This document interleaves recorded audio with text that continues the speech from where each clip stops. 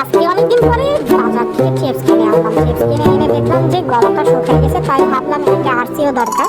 তো চলে আসলাম, আরসি নিয়ে এসেছিলাম। তো আরসি আনার পর দেখতেছি যে আরসির সাথে কিছু খাওয়া হতে, তাই চকলেট নিয়ে আসলাম। কেননা ভাবতেছি একা একা তার খাওয়া যায় না, সবার সাথে মিলেমিশে খেতে হবে। তাই ভাবলাম ছোট ভাই দিলাম একটা একটা করে চকলেট। তো সবাইকে চকলেট দেওয়ার পরে এখন দেখি আমার কাছে চকলেট নাই। তো কি করবো, মাথায় একটা দুইটা ছিল, তো এই দুইটা চকলেট খেলাম। তো খেয়ে পর ভাবলাম যে এখন কি করা যায়, দুইটা চকলেট রেখে তো এই দুইটা চকলেটও দিয়ে দিলাম। তো অবশেষে আমার কাছে মাত্র রইলো একটি চকলেট। তো একটি চকলেট আমি পরবর্তীতে খেলাম আর কি। তো খাওয়ার পরে দেখেছি এখন আমার সামনে চিপস আছে, তো একটা আরসি আছে।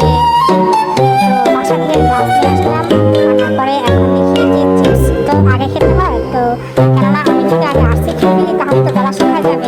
তো এর জন্য আরসি আর চিপস দুটোটাই পাশাপাশি রাখলাম একসাথে।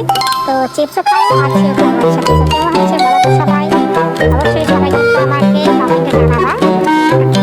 হ্যাঁ, আমরা এখন আবার শুরু করবো কিভাবে খেতে হয়। তো দেখতে পাচ্ছ আমাকে দুটো চিপস, এই দুটো চিপস হচ্ছে আমরা তিনজনে মিলে খাবো। তো ভাগাভাগি একটু সমস্যা হয়ে গেছিল। তো যেহেতু চিপস মাত্র দুইটা আর আমরা তিন থেকে চারটা, তো একটু কষ্ট হলেও অনেক কষ্ট করে ভাগাভাগি করছি।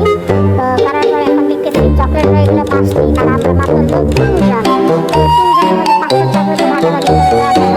যদি দিতে যাই দিতে যাই তাহলে এটা শর্ট করে ভাবলাম যে 3 জনে 3টা চকলেট খাই, আর বাকি যে 2টা চকলেট আছে এই 2টা চকলেট অন্য মানুষকে দিয়ে দিতে।